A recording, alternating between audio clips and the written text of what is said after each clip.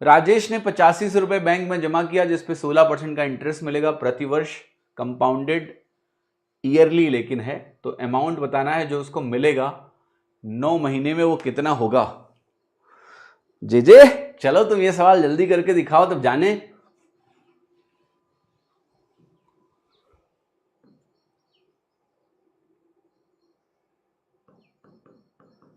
जे कह रहा है बी होगा।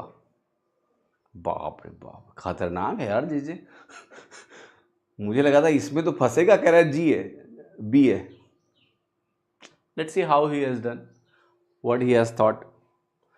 फर्स्ट थिंग इज दैट उसने मेंटली ये कर लिया सबसे पहले, 9 महीने का मामला है, ठीक है। 9 महीने में 16% तो 1 साल का है, 4 से डिवाइड करोगे तो 4% आ जाएगा पर क्वार्टर। तो 9 महीने का अगर टाइम पीरियड है तो 4 मतलब 3 महीने के 3 क्वार्टर्स बन जाएंगे। अब ये जो परसेंटेज है ये वैल्यू बेटा आपको याद होना चाहिए कि ये इसके बराबर होता है। What is more important is this कि ये वैल्यू 12.5% के आसपास है, ठीक है। ये जे को पता है, तो उसने किया क्या है कि 8500 रुपीज का फटाक से 1/8 सोचा है, राइट। और ये उसको तुरंत दिख गया कि ये 1000 से लेके 1100 के बीच में है, ठीक है।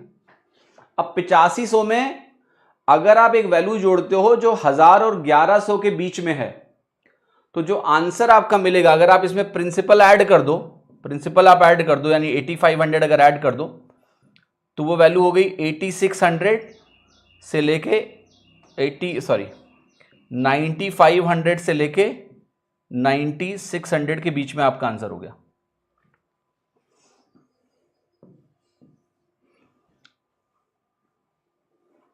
right?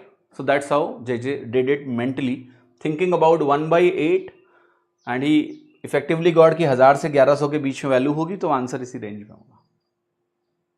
समझ में आई बात? अगर आप इस क्वेश्चन को ट्रेडिशनली करने जाओगे तो बहुत टाइम लगेगा। ट्रेडिशनली नहीं भी करोगे, अगर आप एग्जैक्ट कैलकुलेशन में फंसते हो मान लिया, तो आप कहोगे 12.4864% निकालना है मुझे किसका, 8500 का, यस और नो।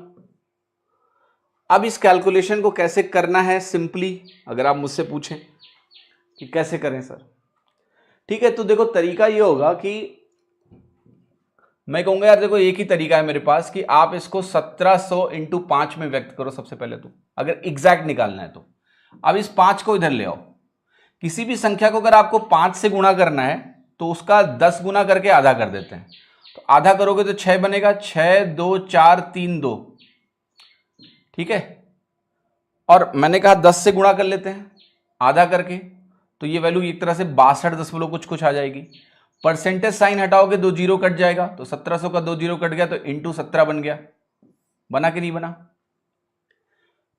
ठीक है। अब क्या करना है आपको, 17 का पहाड़ आता है गुणा कर लो, तो 17 दूना 34, 17 तिया 51 और 3 54, 17 चौके 68 और 5 73, हुआ कि नहीं हुआ?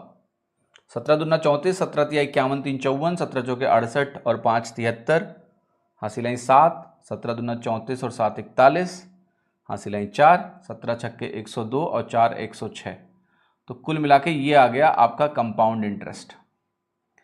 अब टोटल जो अमाउंट बनेगा वो बनेगा P + CI, तो इसमें 8500 जोड़ दो तो ये आपका मिल जाएगा 9561.344। तो ये एक्चुअल तरीका हो गया। अगर आपको एक्चुअल में कैलकुलेट करना पड़ भी सकता है, सवाल में डेटा ऐसा आ जाए, हो सकता है पॉसिबल। तो this is how you have to do, bring 5 here.